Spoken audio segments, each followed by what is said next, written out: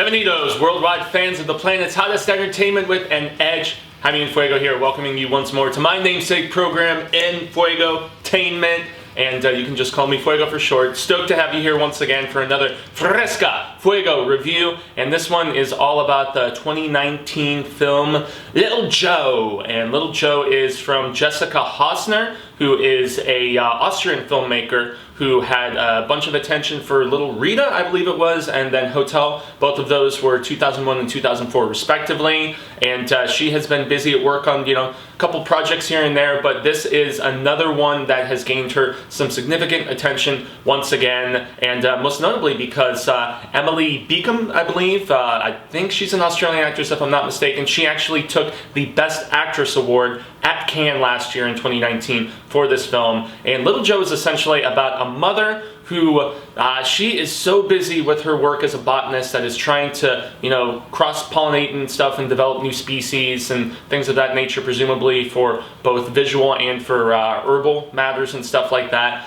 And she brings one of these new hybrid plants that she has put together home, and it's this very lovely looking red flower, and it has a specificity, I should say, to its pollen that it essentially kind of infects people and takes control of their mind. But don't think that this is like a full-on horror film or anything like that. It is a very subtle, surreal, and kind of just building in its dread sort of drama thriller sort of situation.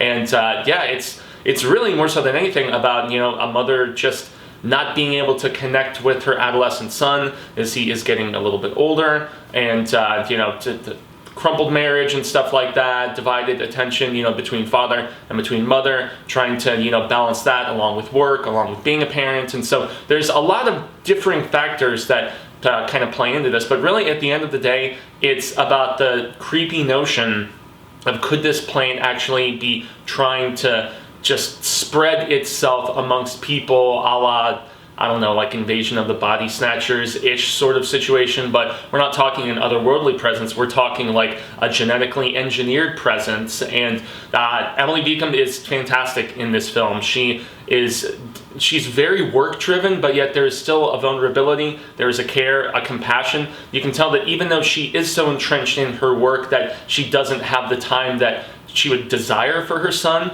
but she still wishes that she did, and she's kind of torn back and forth. Really, the entirety of the cast here is very, very good. The young actor who plays her son, he is spot on, and getting good performances out of child actors is something that I always stress on both this channel and the other channel that I'm on, the main gig, the horror show, is that any director and especially like a casting director first and foremost, who kind of helps with the initial aspect of the process, if you can get talented actors first and foremost and then in turn get terrific performances out of them, there are some instances of conflict between mother and son, and they play out very convincingly. And it's so interesting when you see people in this film, like some of them, their demeanor doesn't even really seem like it's changed very much at all upon infection, and then there's others where it is very glaring and very obvious. And yeah, I mean, there's a love interest. He's very good. He connects initially with the young boy, with Emily's character's son, and then it's just really it starts becoming a guessing game of, okay, who all is becoming infected, how far could this spread, and really it also poses the question, is it really that bad? Because upon infection, these people are really just a little more docile and a little more happy, and yet they have a primary objective of making other people in the same frame of mind as them, basically like spreading the infection of Little Joe. And I mean, really the first one, like patient zero, is her son, because of the fact that she brings this flower home, and initially she's reprimanded by her colleagues for, going against certain protocols and actually, engineering this plant in the first place. And then as it spreads, of course, people who are initially on her ass about it and extremely critical, upon infection, they completely change their tune and they are totally okay with it. Disregard the data. There's no reason to, bring this to the attention of any, major authorities and stuff like that. And so as the film goes into its third act, and Emily starts to become a little bit more aware of what has happened without spoiling things. That's where you get a lot more tension and much more of a sense of urgency, because initially she's in denial, and then in turn, as she starts to become a lot more cognizant and aware of what's going down, it's really, I mean, at the end of the day, it's fascinating for the culture that we live in right now, because of the fact that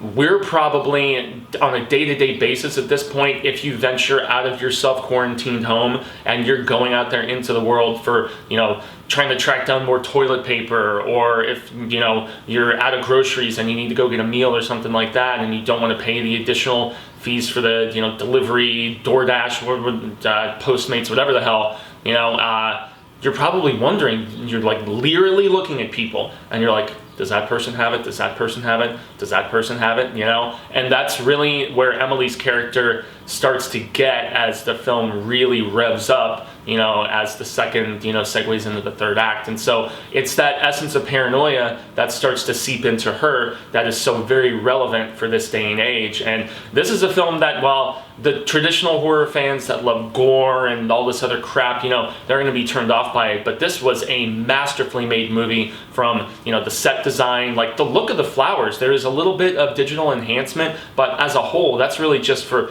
more so the movement of the flower. This is not a CGI flower. Like, these are actual plants that, I mean, just the whole greenhouse alone is just an awesome set design. Like, the laboratory looks terrific. Back to performances and everything, as I mentioned, those are all spot on. And there's really eerie music in this. I have to mention, the score, it's almost like Far East, yet also with some like African vibes at times. Like, there's like tribal chanting and stuff. And then the end credit song, Happiness is Business, because that's essentially what everybody is trying to just, you know, push upon, you know, the other person is, you know, but it's almost like that South Park episode, you know, it's like, guys, if you taking this, it make you feel good, you know, where they're all taking the antidepressants and stuff like that. And so that's it's really, it poses that question: is it good to be artificially happy? I mean, I don't have the answer for that. I'm not a person that has ever been medicated, but yet I have a lot of friends who have been, and I mean, these are questions that I could give my personal opinions about, but I am not here to give my opinion on stuff like that beyond the exceptional approach behind this film. You know, Jessica Hosner, I'm very curious to check out some of her other work and see what she does, you know, going forward, because this film was pretty tremendous, I gotta say. And if you're into this sort of, you know, thrillers with paranoia and also that have deeper things to say even beyond that, Little Joe is definitely something that I would recommend the heck out of. So I've been Jaime En Fuego. Y'all can find moi on all social media sectors like Twitter and Instagram, Facebook, and here on YouTube. Here on YouTube, on my personal channel here, I primarily cover the counter programming to what you would see on youtube.com/The Horror Show channel, which is my main thing. That's where we've got all the subscribers, over 32,000, and I've got not even quite a Jeezy here. But yes, so on my channel, it's more so like indie art house, stuff like that. Also, you know, I do delve into my nerdiness, so there's like Star Wars and, you know, comic book films and things of that nature. But I try to make this as like art-centric, indie-centric as possible. And so, yeah, that's just what I try to specialize in here. Horror Show, you probably know what you would be getting over there. It's going to be, you know, spectacular reviews, trailer reactions. You know, the industry has slowed down, though, with all of the scariness that's out there in the world, and with so much of it being on hold as far as creativity for the screen. Most things are in limbo, which is kind of a bummer. But if you like really scarific stuff on the trailer and review and unboxings and video game let's plays and stuff like that, The Horror Show is your destination for that. And lastly, we're still trying to do it when we can, so at least check on Mondays to the Willis Screedia YouTube channel, 9 p.m. Eastern, 6 p.m. Pacific. We have done a program called Show Business for a long time. It's kind of going to be like only a few Mondays a month now, as opposed to every single one, because we used to discuss box office numbers, and there's no more box office, at least for the foreseeable future, especially with studios starting to dump stuff on streaming services. That's kind of cray-cray, but it is what it is. Yes, myself, CP, Chauncey K. Robinson, and Mimsit from My Two Cents of Nonsense. The four of us, when we do get together, we like to talk whatever movie news is out there at this particular point. So stay tuned and keep an eye out on Monday evenings for that. But I guess for now, I've been Jaime En Fuego. Y'all have been awesome. And until the reel of Ka comes around once more, I say hasta luego, Cinemigos and constant readers and viewers alike. But I'm hopeful that we get to share more of this palaver sooner rather than later. Peace out. Stay safe.